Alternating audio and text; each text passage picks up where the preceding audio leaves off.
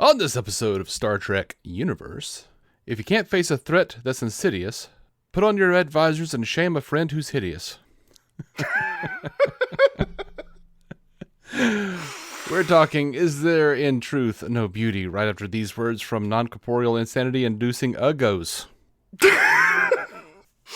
Yep.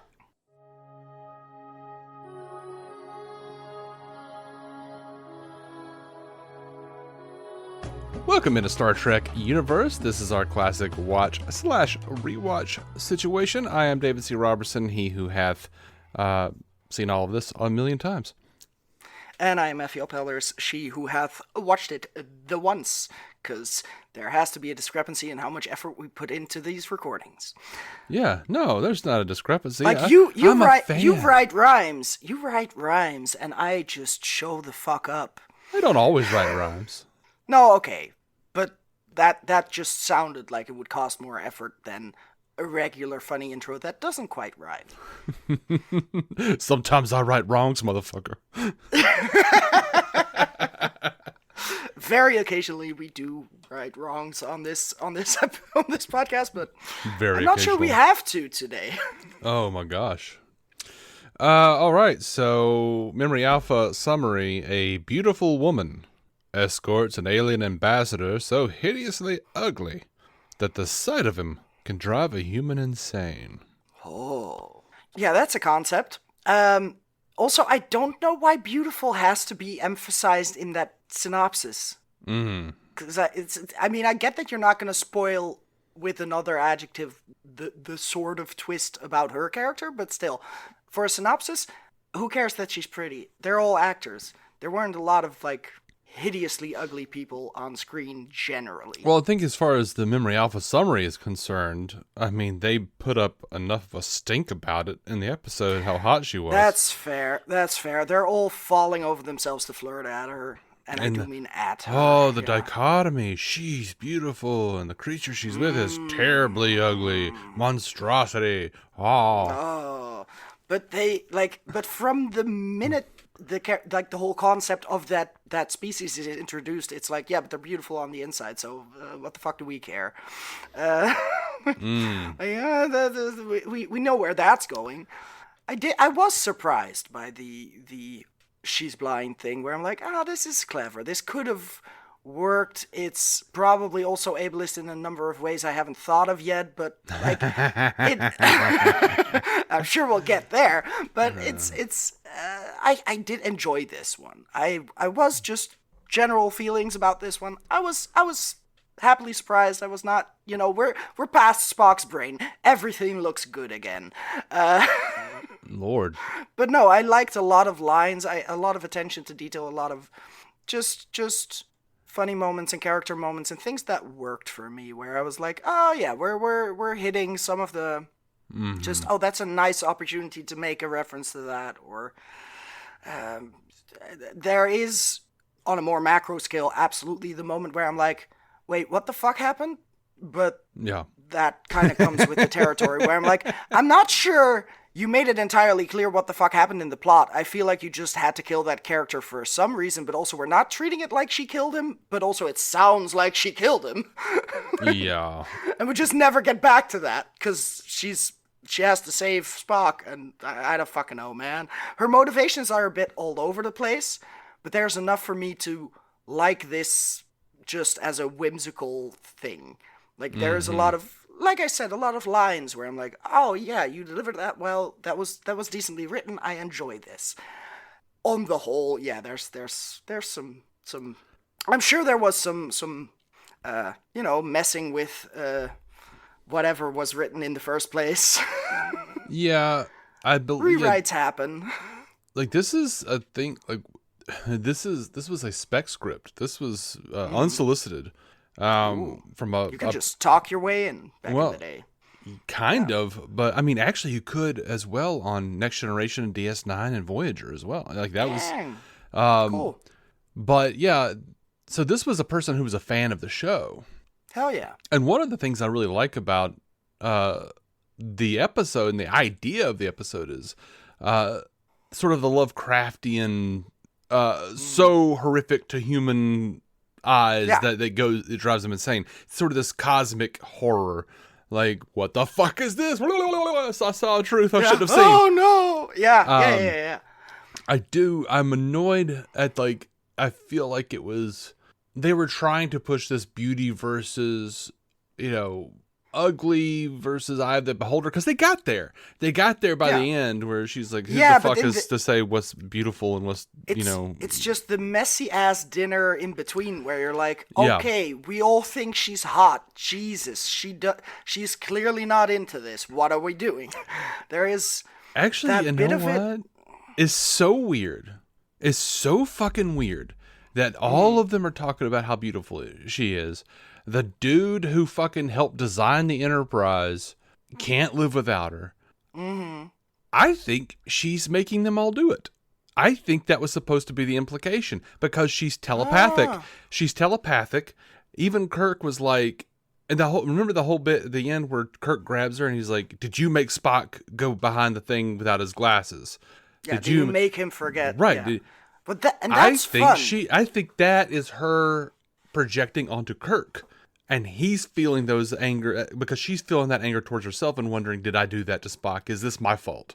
Because I think she is, because they talk a lot about loneliness. They talk a lot the fact about that she like if he is projecting her own like guilt back at her, that's more interesting than what actually happened on screen. I'm exactly. sorry. They never they never say it. You just made it better.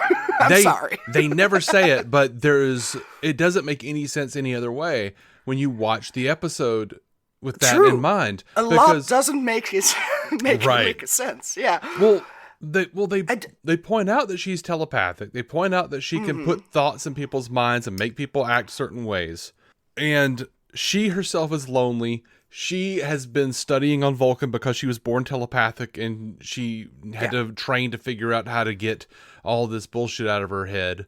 Also, she's with the Vulcans who are super non-emotional. But also she keeps going on about that being a relief because she had trouble not like having. She apparently used to let all those emotions in. Mm-hmm. She seems very clear about the whole. I don't need all of your stuff going on to be something I'm aware of. But if you take that as a more narcissistic villain character, in a way, you could also see that as, no, I don't need your thoughts. I just need my thoughts in your heads, my thoughts everywhere. The world is a better place if we just all tell me how great I am. Yeah, no, I don't think she's meaning to, though. Like, I think it's her subconscious sort of leaking out to everyone. She wants, after studying on Vulcan for all these years with all these emotionless assholes, some part of her wants these men to be like, you're so beautiful. Also, she's never seen herself. So yeah, she exactly. wants she wants that connection. She wants, but like Kolos, when he was in Spock's body, talks about the unbearable loneliness. But also like she's jealous. She's deeply jealous of Spock because Spock got to see what she couldn't and got to sort of get that merging with Kolos. So it's not that she like loves Kolos because she doesn't fucking know Kolos. She's lonely. She thought this was the only way that she was ever going to be able to have companionship. Yeah. The only way for her to be with anyone in a sort of intimate way, not necessarily sensually, like just intimate in that more high-minded, like the mind fusion thingy, like that was what she was working towards. Because if you're used to, everyone's just, I can read everything, but also that fucks up everything, and the only relationships I've had in my life are with people who show zero affection, which is real healthy for Spock, as we know. But there is that, I could see that, but it also, she also appears to, like, she enters the episode jealous of Spock because Spock looked at Carlos even before they actually mind meld, and like there is a reason to be jealous, really. Well, she's jealous of Spock because he was offered the position before she was, and he turned it down. Sure, yeah, but then she has that one fucking line about what did he see that I cannot? Yep. Which initially seems to be like a reference to the visor, but also they're both wearing the visor, so it doesn't quite make sense until you find out, oh, she literally cannot see his quote-unquote hideousness. But I don't know why that would matter, because that's where you veer into a sort of ableist trope of, oh, she's just angry at the seeing world, even though she can technically see with her dress, like in plenty of ways to just function in the world. Right. But there is less of that aesthetic appreciation. One of the things that I liked about it is I don't think it is particularly ableist, because the one of the things that she's angry about is the pity. That's why she masks it. Yeah, that was great. Great moment, yeah. Yeah. And also, I think this episode was written by a woman. She feels that. Oh, absolutely. And as you know, all women are blind. No, I was about to say, like, no, I was sorry. I'm sorry. I mean, aren't we all? But in a way, Love is Blind, man. Oh, we've been watching season 9 of Love is Blind. It's terrible. It's fucking terrible. Oh, yeah, you shared some of that, and I was like, oh no, oh God, yeah. What are you doing to yourselves? Yeah. Yeah, it's bad when you already hate people because they're awful. You hate them enough that you cheer when it turns out when they openly say they're homophobic, because you're like, yay, the internet will attack them. Good, you deserve it. We already knew you were a shitty person, but now you really, really have outed yourself as a shitty person. Yeah, that's like good. I always have like the fucking Dalek in my head, like, confirmed. Yes. But no, so there is a possibility, of course, that the script was just poorly written because it was a woman. No, God damn it. No, that's telling yeah, sure, there's a possibility that the men are all like, "Oh, you're so beautiful. Shall we allow this?" Oh, maybe that. Yeah, there is that very. Like, I think it is pointed, especially as a fan of the show, to come in and be like, this is the one prejudice you still have time and again and again. Yeah. Because, they're like, this person is hot, so they must be good. This person is ugly, so they must suck. And to just sort of upend that within the world is interesting. That's a good fucking idea. And that makes it all the stranger to really have these guys just trip over themselves trying to be like, oh, she should live with such ugliness. Why doesn't she pick a regular old white guy to date so she can, I don't know, look at his ugly mug? A humanoid mug. It's just... Now, I will say, yes, it is my belief that they intended... Because everyone acts so out of character for the entire episode that I believe that the intention was that subconsciously she was sort of projecting and they were reacting to her. Yeah. That does sort of save their character a little bit, but I don't care for the message that the sort of like rapist she was asking for it message. You know what I mean? Like, yeah. I don't like that. It is. That's what I meant with the ableist thing too, where I'm like, it doesn't have to be, but if you have to read it in a certain way where you're like, oh, she's meaner than she lets on, and she's really like, the jealousy with Spock kind of stands apart from her being blind and dealing with that disability, and her perception of beauty being vastly different to the sighted characters. Sure, but then if you do have to include the other side beyond the jealousy of Spock, her also just being kind of shitty out of loneliness, that veers into tropes of, well, of course she's unlovable because she's disabled, and that made her get kind of pissy at men or something. It's weird because at no point does it seem like she actually wants that kind of attention. She rejects the guy who engineered part of the Enterprise. She wants nothing to do with most of it. Like, she vaguely respects McCoy because he clearly, well, in a way, because there's sort of that understanding of, oh, well, he's a doctor. He spotted my disability, but he doesn't share that because he's a decent fucking person. I like that. But outside of that, Kirk's advances are clearly not welcome. They're distraction mostly, but not initially. It's a complicated character, but it is complicated mostly by the episode not making sense in a couple of parts, where you're like, Yeah. something happened here. There was And I some. don't know, there's no cohesive, like I said, her motivations kind of feel all over the place. What happens at certain points feels unclear in a way that makes it hard for me to then fill in, oh, that's why. I just, Yeah. and in a way, like, it doesn't matter much whether Spock forgets the visor or she makes Spock forget the visor for me. Like, that's a fun thing to leave open-ended. But how did the guy die, and why is she not healing Spock, or is she gonna heal Spock? Like, those sort of, this is why I'm doing what I'm doing right now, those things matter. And I'm kind of missing those little spots where I'm like, okay, but what are we I doing? think she I like healed. the whole acting shit, like just having Spock smile, like that whole scene works. Oh yeah, he was great. But it is Nimoy did a great job, and it's so just with the emotions alone, it's so surreal because you're not used to seeing his face in that shape, quite literally. And Carlos has good lines, and there's just the way he perceives the world differently. Like, that's the shit. I'm like, yes, you created a new species that clearly has a very different sensory relation to the world. They are apparently fine being hauled around in a box. I also felt like the box, like, we know Quentin Tarantino is a fan, but did he just really pull Pulp Fiction from this fucking box?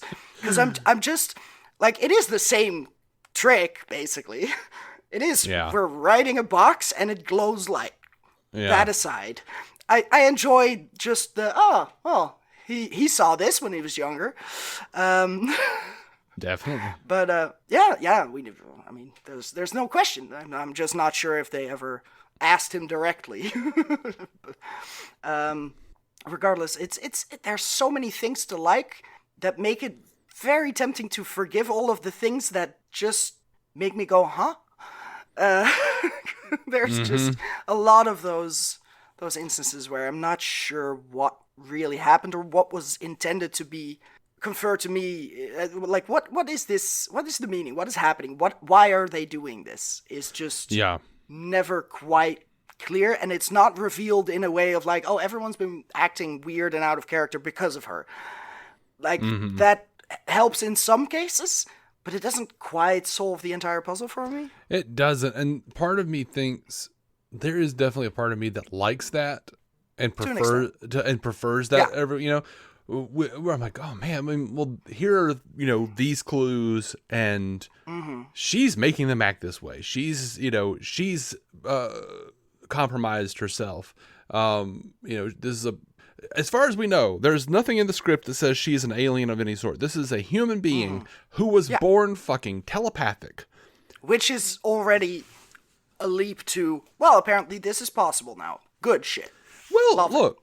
Well, no, I mean, it's not that big of a leap in terms of in-universe, because, I mean... Yeah, no, it's new. I mean, all of the ESP people on the Enterprise in the second episode, when they go beyond the Great Barrier, or the Galactic Barrier, remember, that's why Gary Mitchell's eyes went silver and Dr. Dahner's eyes went silver, and suddenly they could move, they had telekinesis, and they could read thoughts and project thoughts into people.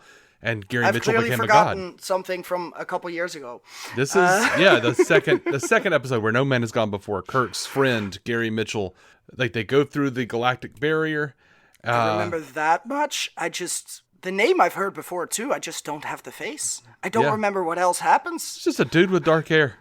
But how do they get back through what was the thing with it? Oh God. I mean, they didn't go all the way through. They turned back around. They were trying to get through. Oh, now they did get all the way through in By Any Other Name, because the Andromedans fucked with their system. Yeah, right. I have some reading of synopses to do just to keep these titles straight. The guy that created the Enterprise, like, after looking at Kolos, fucking jacked the Enterprise, and it looked like they used the same effect in the original show. He went beyond the barrier in this episode. Like he jacked the Enterprise up to warp 9.5 and went through. Yeah. Into some...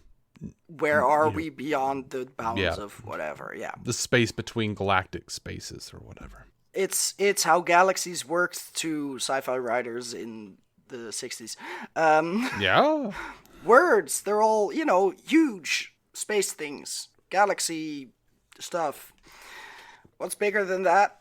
Nothing yet. I do love that he saw this like cosmic horror of what the Medusans is and like felt like I have to get... The only way we can be safe is outside of the universe. The universe is like, what the fuck did he see?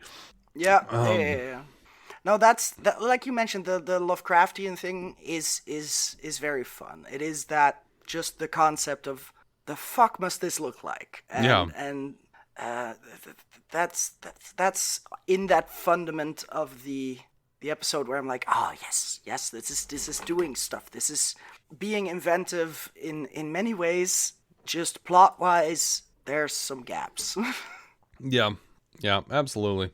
So yeah, I like all of the perception versus reality stuff. I like beauty versus truth, all that crap. If you want themes, you got to do some opposite shit. Yeah, that maybe all that is like make them fight. That's peak fucking Star Trek right there.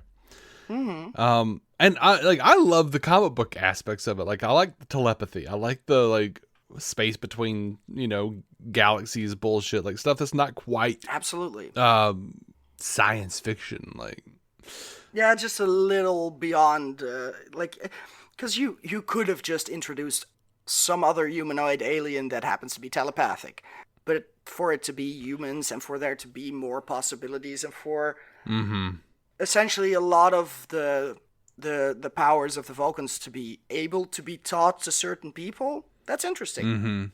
That opens up new windows and things to explore.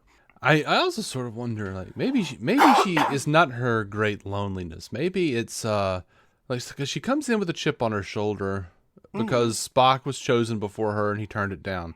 So is she coming in from a woman's perspective and subconsciously wanting to have the making them have the conversations that she wants to have, like where they're like, she's trying to prove herself. She's clearly, she has to work twice as hard for basically no recognition. So she is in a way looking for that approval because she feels rejected, like I'm plan B, maybe C, you know? So it would make sense for her to want everyone to be like, yeah, hell yeah, she can do it. And she's, wow, wonderful. And actually, we don't really want you to do this because we'd rather have you here. Right. And like, we don't want to lose you because we're so instantly attached to your greatness. She might, expect that they'll speak that way. So like, she's like, making them speak that way a little bit more than they would, or making them say things that they're thinking out loud. I don't know. It's interesting.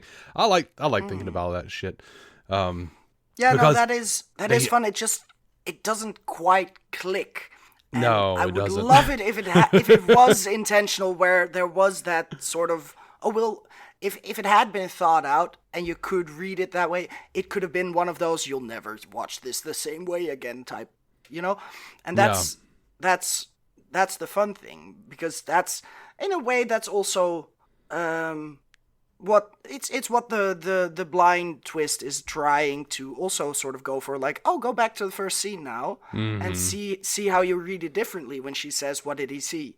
That is interesting to me, and I like that, but it doesn't quite get there on the front of the telepathy, also because she is pushing back at every turn. So there is that sort of, she doesn't want the designer of the ship to be a suitor. I keep forgetting his name, Marvick.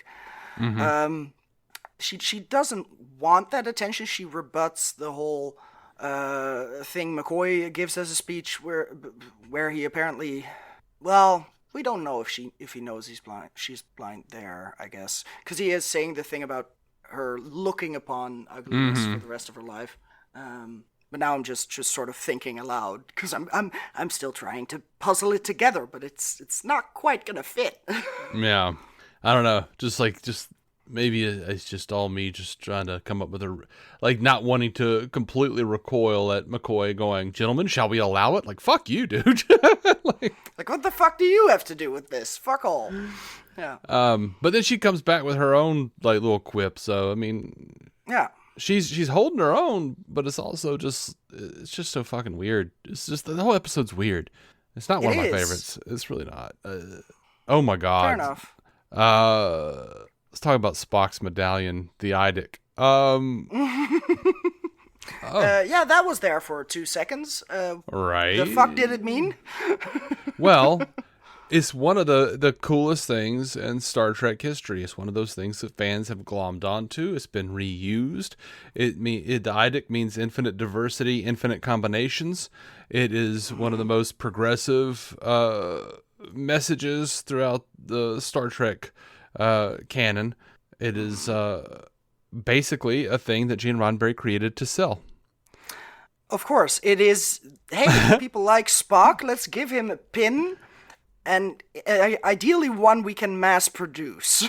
Yeah, that's actually good to know. There was more to it in the script originally because Roddenberry came in and inserted that into the script. He came because he wasn't. I need him to wear a pin that I can sell. Yep, that was it. Good pitch. Great add to the story. So he designed this thing, and he was like, not only I need to sell this, like he had a company that was going to sell it.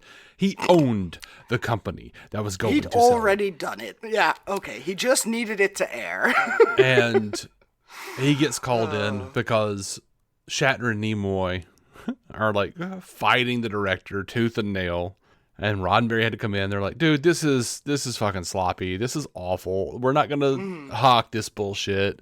You know, this dinner just became a commercial. Yep. And so Roddenberry wound up going and rewriting it and fine. Fine, I still want the close up on it. Yeah. But other than that, okay, I'll skip the paragraphs of exposition about this symbol. Yeah. I mean it is a thing that it worked. The fans are like, oh my god, the Idic. Yeah, infinite diversity, infinite combinations. That's, it's unity, a cool idea, blah, blah, blah. but it's a shame that it happened like this. Yeah, but it does, that it does work in the story, when you're like, Yeah. as far as beauty and ugliness and different kinds of species and, coming together. Yeah. Oh, yeah, but also none of that is in the episode. Like, it is very much that's a theme. Wore it to honor you, and that's it. Yeah. But I feel like if you want to, as soon as you try and apply the symbolism of what that symbol has come to mean onto the episode, that shit was added later. In a way where I'm like, yeah, but at the time, it was just shoehorned into a story where it didn't really intentionally have that meaning. So to go like, oh, this thematically ties in, feels a bit much. Feels like giving credit where it's not due. Yeah, I think it's smoother than I feel like it's smoother than you're giving it credit for, but it was just a marketing bullshit. Yeah, for sure. Yeah, and that doesn't mean that I don't appreciate what it later might have become that I haven't experienced yet. I'm just talking about what it is right here. Like, I'm not talking about all that. I'm talking about as it stands right now. I don't think they don't mention even the acronym, do they? They absolutely do. Do they? And then Spock talks to her about it at the end of the episode, about infinite diversity and infinite combination. I clearly didn't take that as at all relating to the fucking pin he wore. Yeah, that was Jesus. He says that it in the dinner that it represents. It's the Idic. It represents infinite diversity, infinite combinations. Wow. I clearly took it as this is not important. Wow. No, Gene made it work. For fuck's sake, he made it work. Credit where due.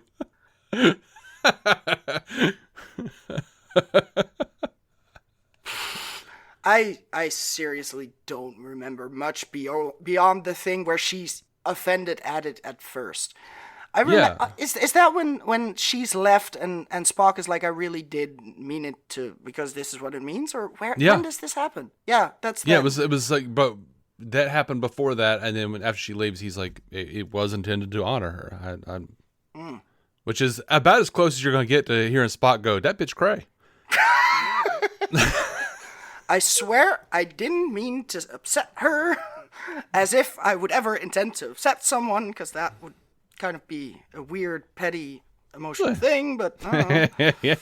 The only times he wants to upset someone is A, because it's rapport he has with McCoy, or probably B, it's tactically to his advantage in some sort of weird situation where you need to upset someone. No. Anyway. Yeah. Oh, man. So, Yeah, now that you mention it, yeah, the thing they say to each other when they say goodbye is related. I just honestly didn't remember him. Like, I just zoned out, like, oh, this is gobbledygook to fill the explanation for that shit, and I just moved on, because the interesting thing to me in that moment, story wise, was not, this is a pin, you can buy it, but it was, oh, I wore this just to honor her, and she instinctively is insecure in that way, where she takes it as, oh, you're just rubbing it in my face that I'm not actually Vulcan, and I just, went there for a bit as a second-rate telepath.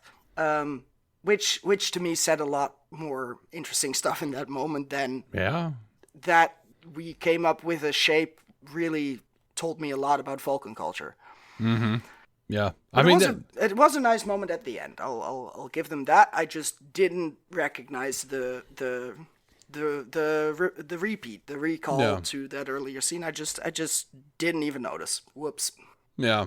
I think it does. It tells you something about Vulcan culture that we already kind of knew, but reinforces it at the very least. Also tells you something about her. Like, she's a little unhinged. She's not okay. There's something going on. Yeah. No, that's true, and you have that from the beginning. But then there's just a whole bunch of distracting shit because someone goes insane for her that just sort of distracts from what the fuck does she want? Like, why is she unhinged? In what way is she unhinged?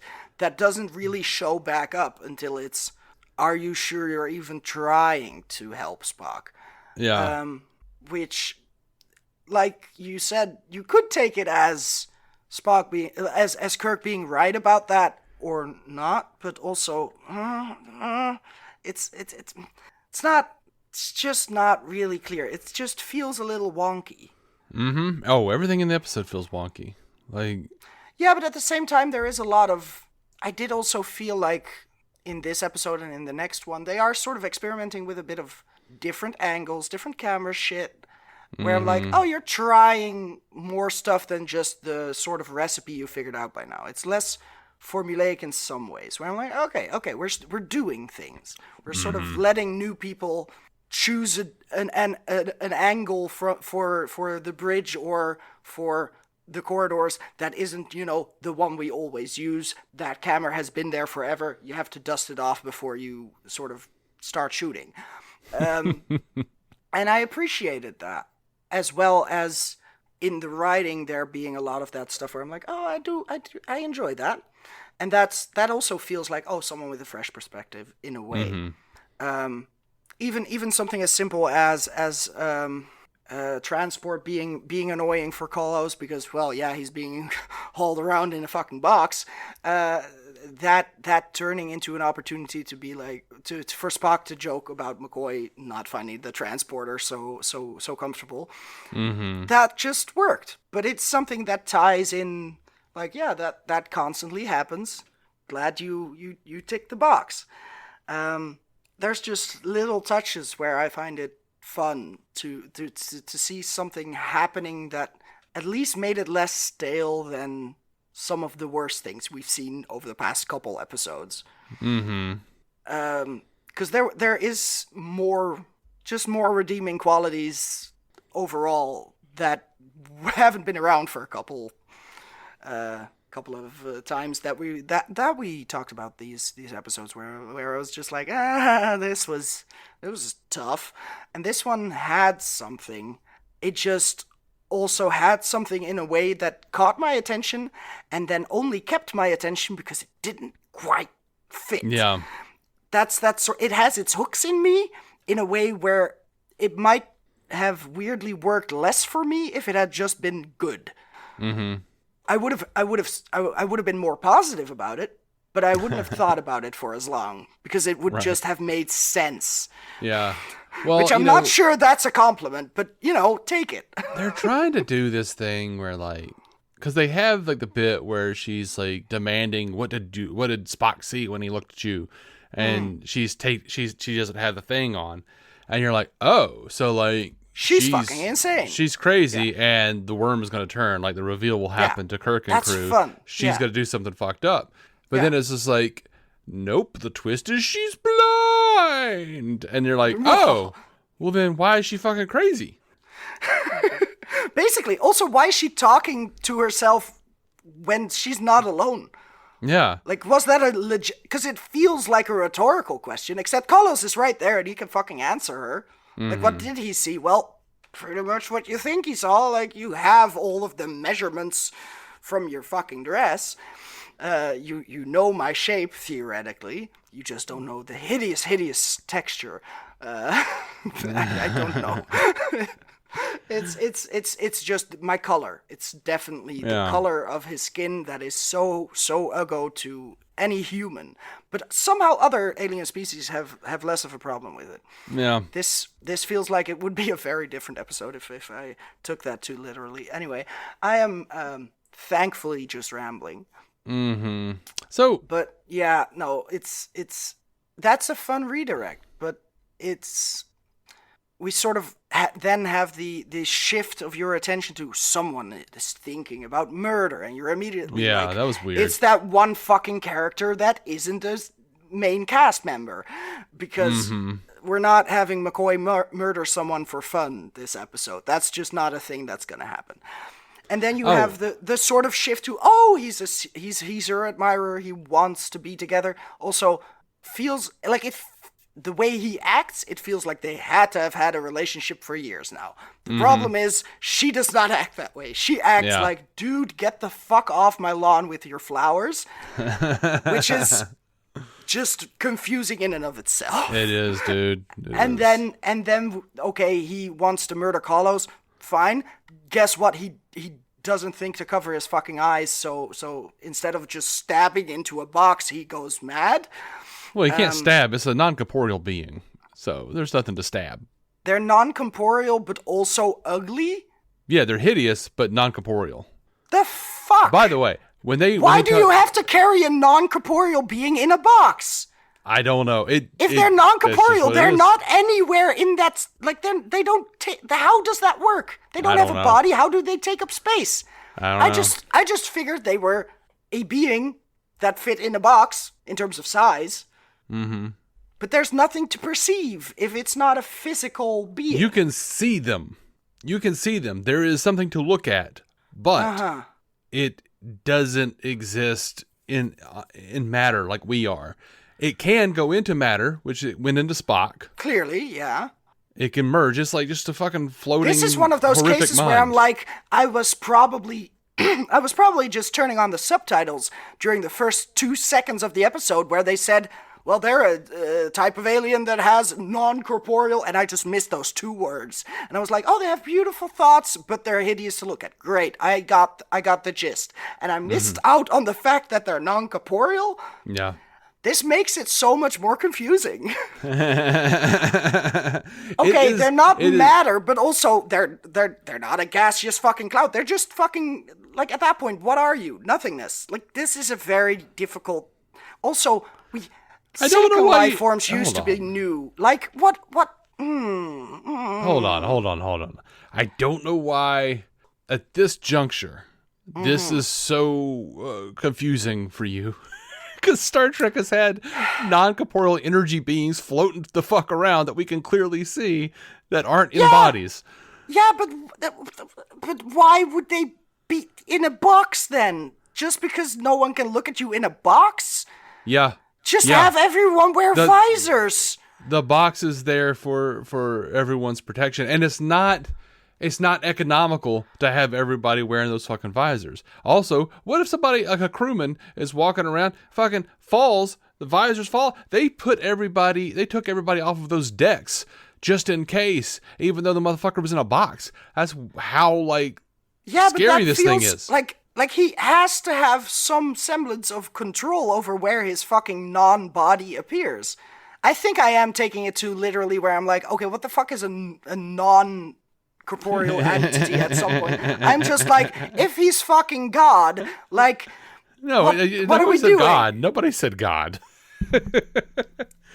Nobody said God.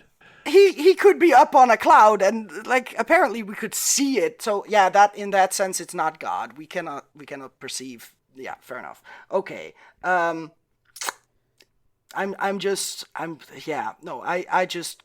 probably am mostly still surprised that I missed that. Yeah. But also, wow, how? Okay. How did you? Yeah, okay. They're just floating thoughts, basically, that still look a certain way without being a body. There's something about them. By the way, no matter. Like when you go to not matter, like when. I don't know. So we're looking at cosmic horror type shit, stuff that you can't. The whole reason. When they mention them later, when we actually have a character who's Medusan, much later. And I just realized that Medusa and Medusan is a very clear choice. I'm a god. I'm not awake yet. Clearly. So when we get them later, I don't remember them even talking about anyone being ugly. It was just hey, by the way, humans when they look at me, like most biological entities when they look at me, they don't handle it well. Their brains can't fucking handle it. Biological brains, most humanoid brains just can't comprehend what the fuck they're seeing. But it is very specifically... In this episode, yes, they talk about ugly. No. Yes, but also it is very much a human thing, it would seem, because they imply that Spock only needs to wear the visor because he's half human. Mm-hmm. Because that's why he was asked in the first place to, you could do it. Without having to never drop your visor ever again. Right. Yeah. Maybe I just sort of tripped over the just assuming it would yet again be a green light guy, whatever, in that box. Mm-hmm. I sort of probably went like, okay, if I can theoretically stick my hand through there or something, like, okay, not physical in that sense, but just for it to not be matter makes it more complicated. Yeah. But you also, put your hand in the box and Carlos was like, that was my dick. It's a dick in a box, fair enough. But yeah, no, okay, he wasn't gonna stab, he was gonna phaser, sure. That's where we went off the rails, is when I was just talking about, well, cover your fucking eyes and just aim the phaser. There's no one else in the room. Mm-hmm. You could just kill literally the only living thing in that room. Mm-hmm. If you can kill him, otherwise it's a kind of a terrible plan. Yeah, but yeah, fair enough. He goes insane, so the non-corporeal thing. That's why Carlos acts so weird when he's Spock, when he's just like, oh, to be here and he's quoting. Like he doesn't have those senses. Fair enough. Yeah. Right. He doesn't. He's on another plane. Yeah. He's something else. Sure, yes, but he's not. He's also on this plane, or there would be nothing to perceive or carry around. Least, that's where I went. Like, it's either or, bitch. So that's where my head was trying to sort of avoid a paradox. Sometimes I get this way, and I apologize to everyone. No, I'm just not sure. I'm still confused how I apparently just forgot all details in this episode that ended up mattering to the conversation. Mm-hmm. I was just like, oh, I should remember that line, and that's fun. And meanwhile, nope, just missing out on major plot points. Mm-hmm. By the way, it felt weird that Miranda was like, hey, I can fly the ship, and they were like, no, you're fucking blind. You can't do that. Yeah. She's like, I can see that door better than you can because my fucking Daredevil Yeah. sensors on my dress. You can't Yeah. tell me that they couldn't like plug those fucking sensors into a computer, and then like they're No, but- and no, no, no, they're- no, no. It is exactly Daredevil rules. Also, nobody spoiled me by the time this comes out. I'm sure the entire season has landed, but I am a I couple have no weeks idea. behind on Born Again. I haven't seen that shit.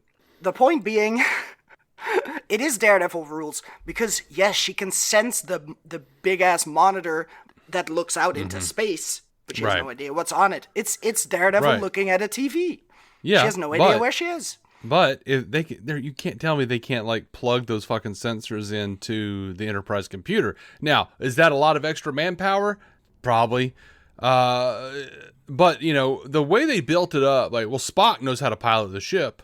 Okay, fine. He's got to like use his fucking eyes to pilot the ship. That motherfucker walked out from behind that screen and sat down and hit like 2 buttons and got up, and that was it. He was like the He instruments was are doing that touching shit at least for him. 8 buttons. It was a long time of like, oh, I'm pushing these with these two and flipping that switch, and then he was using a lot of 2 fingers for multiple buttons at a Yeah, time probably. to make it look fancy. Like, yeah, he was busy for a bit.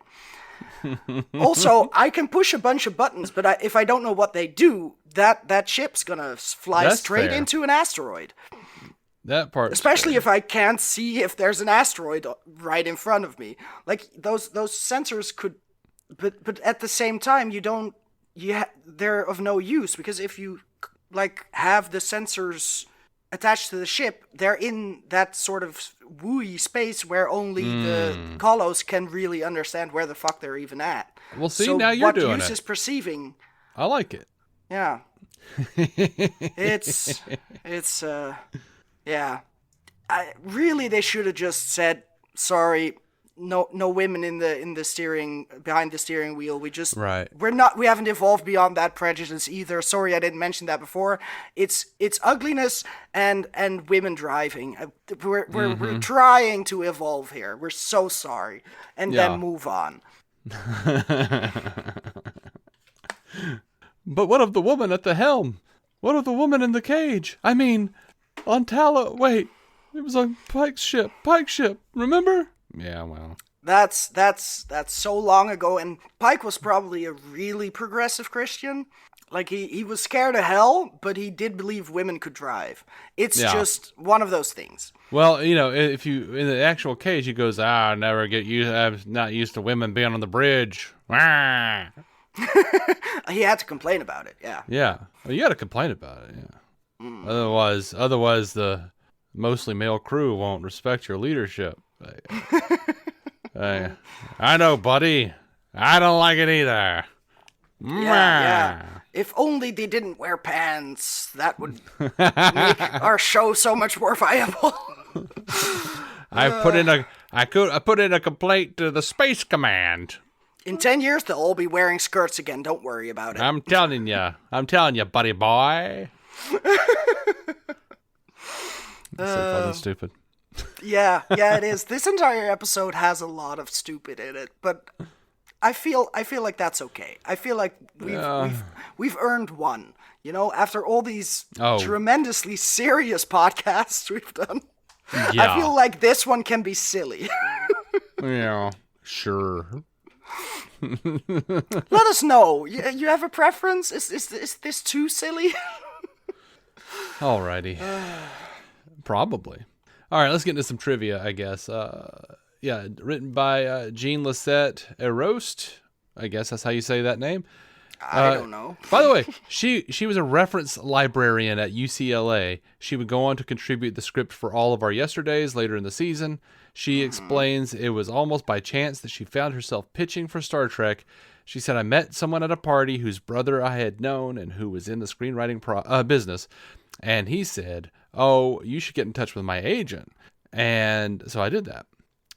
She said, well, why don't you send me a short description of the episode you have in mind, and we'll see if we can do anything with it. And they liked it, and they sent that to the producers, and then they liked it. So that's how she got in. Hell yeah. Also, like a friend whose brother I used to know sounds fun, knowing it's like at a college campus. Anyway, I'm overthinking it, but I do enjoy just finding innuendos where they don't belong. So I don't know if you'll recall, but Diana Muldaur, who played Miranda in this episode, she was previously on Star Trek. Yes. Do you remember this? When she was No, of course not. I don't remember faces. You should know this by now. Sometimes you're like, look at this red shirt behind there. He's been in 5 episodes, and I'm like, fuck, is that a different dude than the other one? So, no, I'm sorry. I don't fully remember who she played. She was in an episode where they Return to Tomorrow, where she lets a non-corporeal scientist inhabit her body, and then those scientists don't want to give the fuck up because they're supposed to be like creating robot bodies. Right, these are the big balls. The big balls? The big old light bulb. Oh, thingies. yes. That's where the beings are, and they don't want to go back into their balls. Right. Yeah. I'm sorry. Speaking of speaking of non-corporeal beings. I mean, that ball is physically, like, they touch it. It's there. Yeah, but they're still, like, non-corporeal beings inside of the balls, inside of the containment units. That's fair. But they also need bodies. Like, are they non-corporeal beings, or weren't they, like, we uploaded our consciousness? Like, they were corporeal before they had to, like, back up everyone and have them do a 1,000-year nap or some shit, right? Yeah, I think they were, yeah. Yeah, I was just making sure. All right, so the Diana Muldaur, who played Miranda Jones, was not the first actress they wanted. They wanted Jessica Walter, who in just a couple of years would play Evelyn in Clint Eastwood's first directing movie, play Misty for me. But yeah, Jessica Walter was already very busy. She was not available. Did you ever watch Arrested Development or Archer? No, never got around to Arrested Development. Jessica Walter, like motherfucker, like fantastic.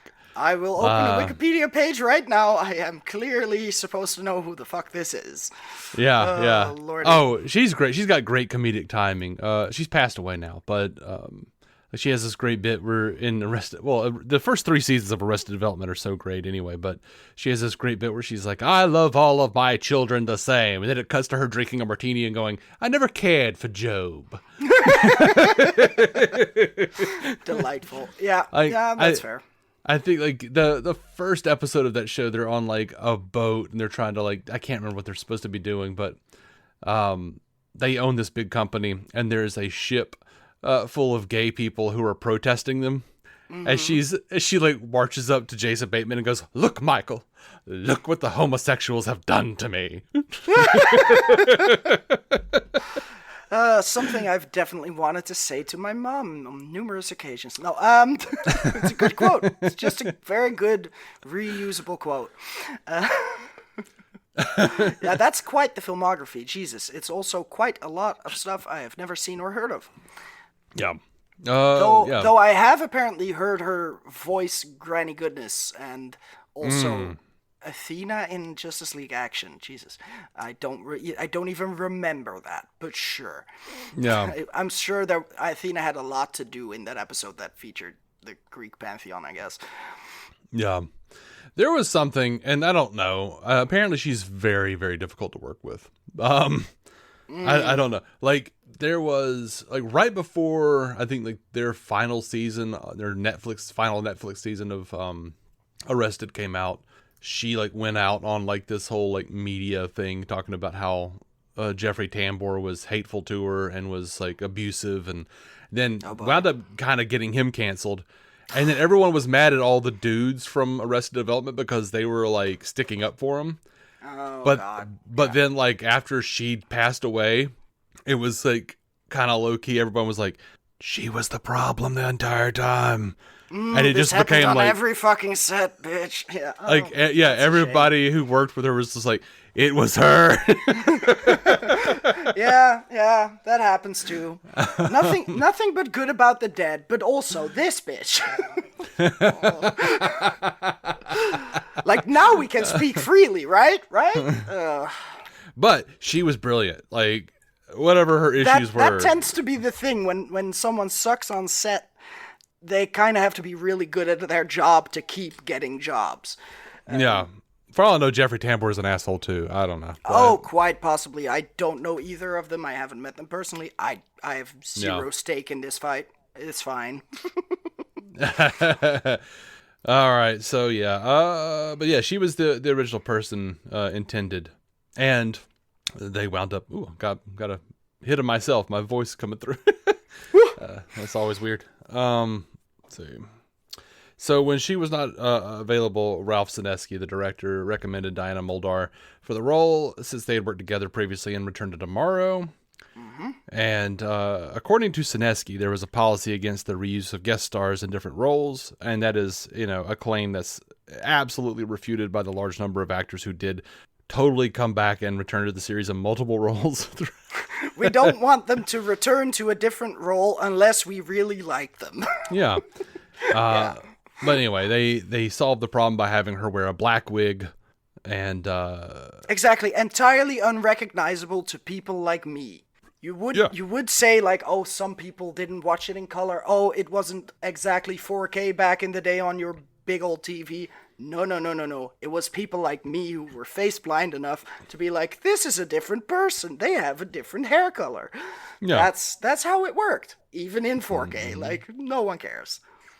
So after viewing the rushes, though, Robert Justman, one of the producers, he walked out of the screening and said, I wonder how she looks in a red wig, jokingly referring to another possible appearance by Muldaur in a potential fourth season. Sure, change it up. Yeah, bring her in every season. According to the Star Trek 30th anniversary book, Mike Miner painted the pictures of the exotic planets seen in the dining room. They appear in Kirk's quarters in other third season episodes. The Arboretum was originally built for Elan of Troyes, but its appearance ended up as a deleted scene. Apart from this episode, it was only seen in And the Children Shall Lead. It is generally assumed that this was the Arboretum. On entering, Kirk says, I may be sentimental, but this is my favorite place, Earth, possibly indicating that this was Roddenberry's half-hearted attempt at introducing a holography area, which he had planned for the next season, and which he promised to NBC executives in the pre-season letter. However, since Kirk gives Dr. Jones a non-holographic red rose at the end of the episode, indications are strong that the room was not a projection. Fair enough. I did think it was a weird line. sentence. Yeah, I heard that and it did confuse me. Yeah. Also, to say that to another person, presumably born on Earth as they are human, like she might have been born on any number of colonies, I suppose. Yeah. But also, if they got sent to Vulcan, I would assume she, like most humans, would have been like, look at this picture of Earth. Yeah, but we have had previous human characters who were not born on Earth and who had never been, No, that's fair. It's been long enough, but also just I don't know how rare those kinds of rooms even would be. So yeah, fair enough. All right. Let's see. Shots of the Enterprise in the galactic void are recycled from where no man has gone before. It's never made clear exactly where the Enterprise has been thrown. So, and I won't say the rest of that sentence because that's a spoiler. Oh God! When David Frankham guest starred on the Outer Limits episode "Do Not Open Till Doomsday," his character was also the victim of an alien hidden in a box, which injured those who glimpsed it. Sorry, what? Where? Oh, it's David Frankham guest starred on the Outer Limits episode "Do Not Open Till Doomsday." Gotcha. Okay. And it's the same. I was like, that's a concept. really good title, and then I forgot that it was a different show, so I was just confused. Like, which Trek show? Not a Trek show. Anyway. Now, this pissed off the director, Ralph Sinesky.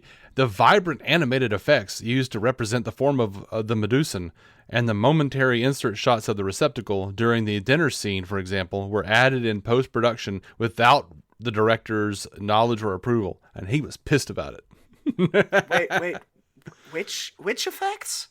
All the flashing lights and the green. Yeah, there was lots of big flashing textures and lights. Oh, when they opened the box. Sort of, yeah. What they were seeing, and then also the shots of the translucent shots of the box overlaid during the dinner scene. Oh, right. Yeah.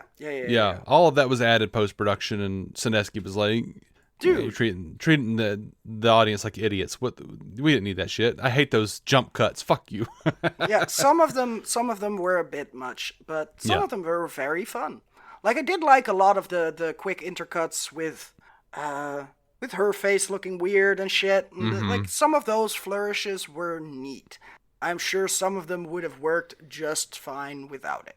Mm-hmm. Cause yeah, the insanity is also in the acting. But I did Mm-hmm. enjoy a lot of Marvick just flailing around for a bit and chopping that Uh-huh. up like that. It worked fine for me. I enjoyed that. Yeah. Like I said, that's at least doing something different. Yeah. I know this is stupid, but like for me, Hmm. I wish they had saved Marvick for any other fucking thing. Because I'm like, no, I Yeah. like Scott. I just because of Marvick and Scotty, I'm like, Mm. Scotty was like, I put some scotch in your quarters for you if you can handle it. I would much rather watch that episode where Scotty's just like, Yeah. you designed me favorite ship. It really Let It me suck really your feels dick. like an Nah. afterthought. It really feels like an add-on later to be like, oh, why the fuck is this dude here?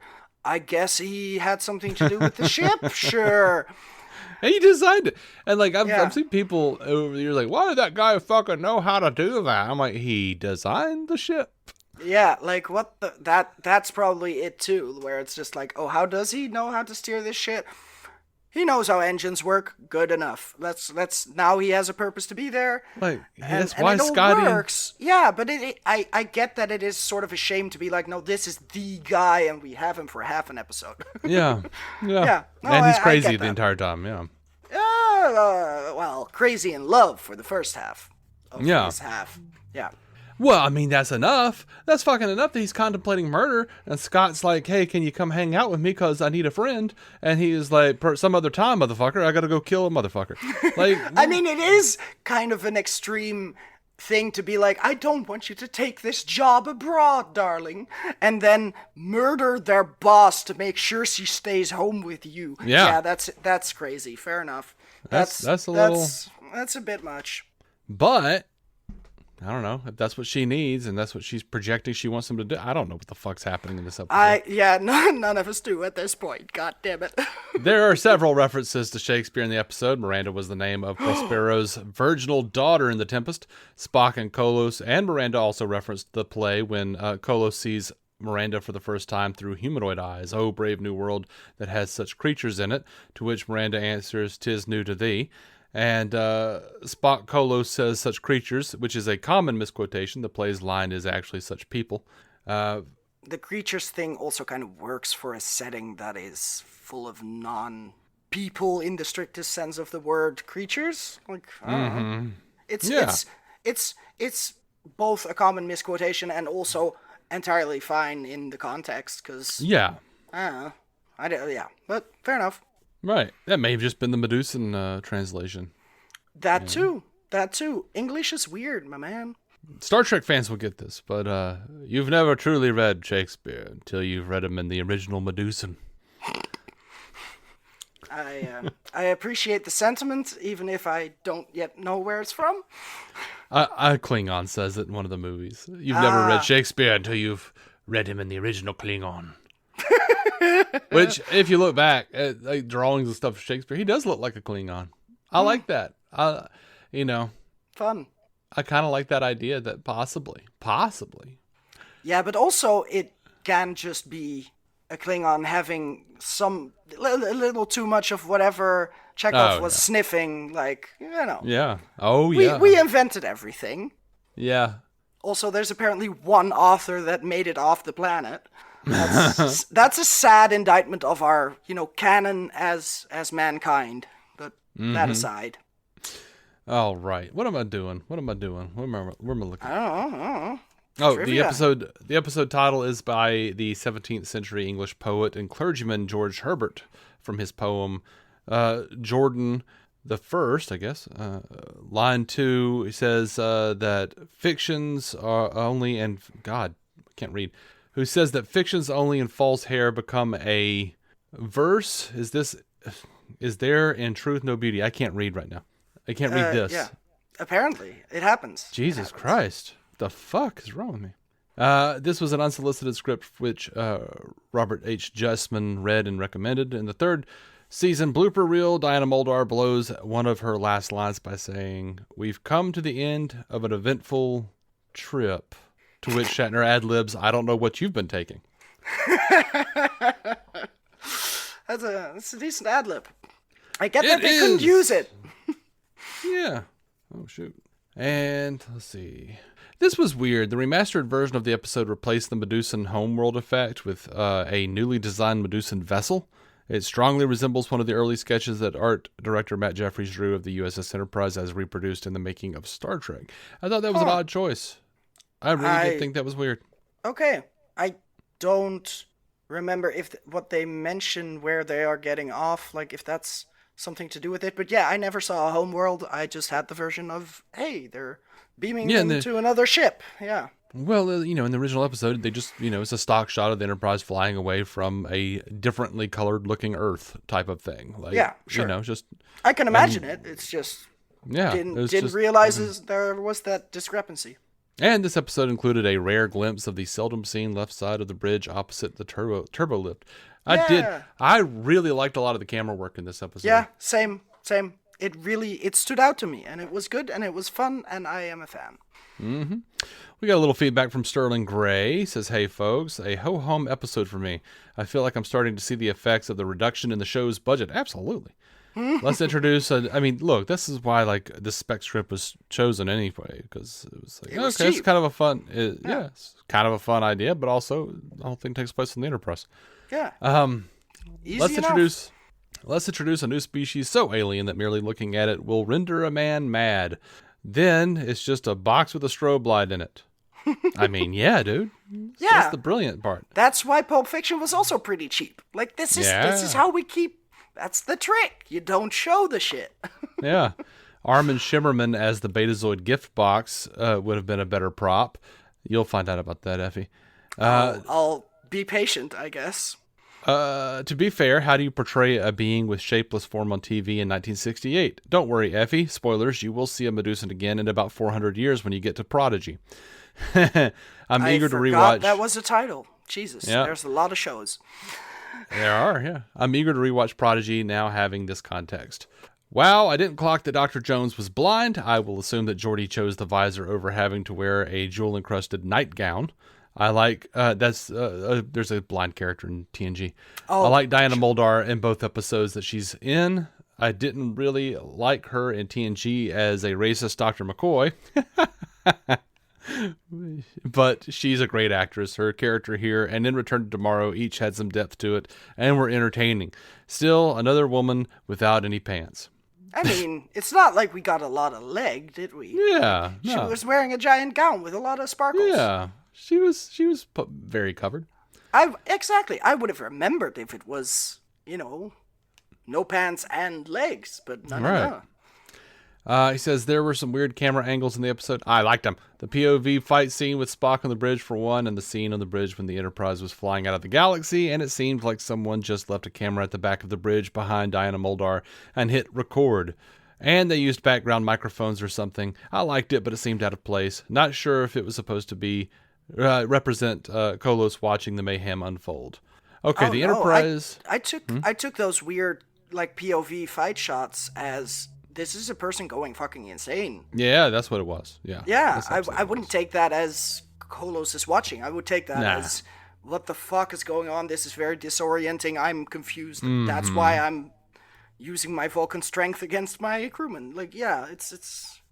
Also, using the wide angle lens, you get a much more distorted. But you also get a good view of the bridge. Mm-hmm. I just love that bridge, and I feel like the people who worked on it did too. Of course. Let's see. The Enterprise has traveled out of the galaxy at least twice at this point. I thought leaving the galaxy was nearly impossible. It is nearly impossible, but nearly is not quite. Yeah. Look. They didn't leave the galaxy. They went into the barrier in where no man has gone before, but they didn't go through it. They came back out. They turned around and went back because no ship has ever gone through it. then when they did go through it by any other name, there were like monstrous fucking Lovecraftian beings who had crammed themselves into humanoid bodies and have way more knowledge than we do, and fucked up with the Enterprise's engines and went beyond the barrier.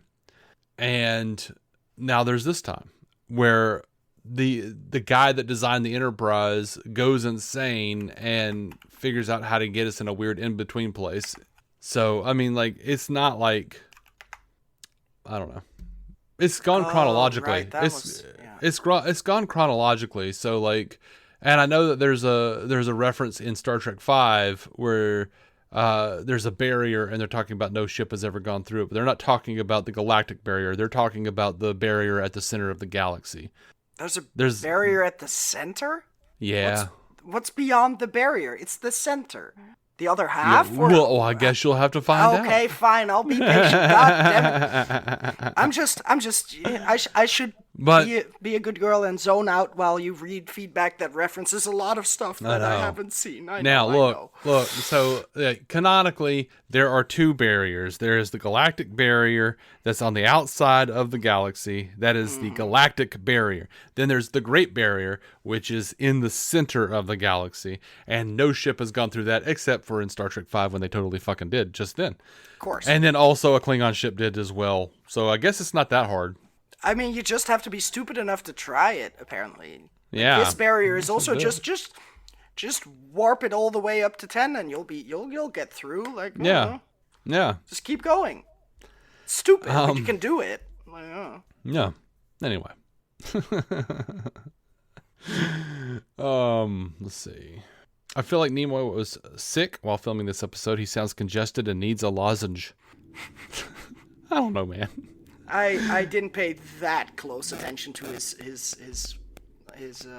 actual, his vocal sounds, but yeah, to me he did a very interesting job. He got some shit to play with and he ran with it. Like, yeah.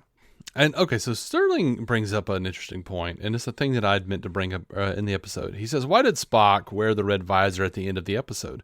Kirk was standing right there and didn't use them." That was a fucking production error. That is a post-production error. Sineski was also mad about that because at the end of the episode, it cuts to a wide shot of Kirk standing there without a fucking visor. And I guess there's like maybe a split second or something. I never understood because when they beam in, you don't see the Medusa inside of the box anyway. But maybe you can see it, or there's a possibility that the box is translucent for a minute and you might see it. Yeah, that's. I thought that was why, because when they beam them up into the ship the first time, Spock also wears the visor. But yeah, I didn't notice. But if Kirk is standing there, that's kind of dumb. Yeah. It is dumb, and that's what they did. Yeah. Yeah. No, okay, that's just a mistake. Oh well. That was an editing mistake. That was somebody. Yeah, just crop that fucking shot, and you're fine. Yeah. I'm like, you're doing a remastered episode. Fucking just like erase Kirk. Yeah, exactly. Just do it. Anyway. That's it. That's it from Sterling there, and I think that's it for us. I think so too. It's pretty much it for me. Like this is all I got.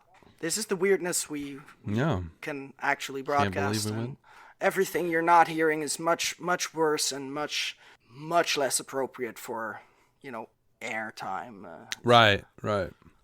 All right. Well, next time on the Star Trek Universe Classic Watch/Rewatch, come with us to a cost-effective set where we'll find some aliens or. God, fuck you, Dave. Fuck you. We'll see some aliens next time. It's a great episode. It's got aliens. It's Star Trek. Shut the fuck up. But with aliens. I'm so sorry. Come with us to a cost-effective set where we'll face some aliens' wrath, which somehow isn't still as torturous as a crying mute empath. All right, I don't know.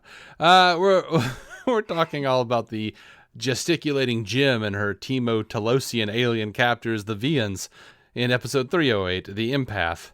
Until then, live long and prosper, and Joe Lontrue, and the thing Effie says. What do you say? Shit. It's been a while. Eat a dick. people. That's He's it! a dick. I got there. I got there in the end. Which is a very interesting directive from a lesbian. I'll say that. I mean, I'm not doing it. Somebody has to. Y'all figure it out. Somebody gotta eat them dicks. And also, I don't prescribe to what gender they're attached to. Like, Yeah, I don't care. that's true. Go That's true. suck a girl dick. I'm good with that. Sorry, eat. I said eat. Shouldn't say suck. Sucking is a very different command. I'm not telling anyone to suck any girl dick if they don't want to. I understand, Mr. Spock. The glory of creation is in its infinite diversity. And the ways our differences combine to create meaning and beauty. Star Trek Universe is produced by Matthew Carroll and David C. Robertson. If you'd like to hear more from Matthew Carroll, check out all of his podcasts at strandedpanda.com. And go look for his music by searching Matthew Carroll wherever you get music. He did the theme for this show. Find out more about Effie Ophelders and her writing at euphemia.ophelda.rs. And if you want more of me, David C. Robertson, you can find links to my other podcast, DC On Screen, my poetry, short stories, photography, artwork, and my free all-encompassing weekly/semi-weekly newsletter at davidcrobertson.com. All links are in the show notes. If you'd like to reach out and have your voice heard, email us StarTrekUcast@gmail.com.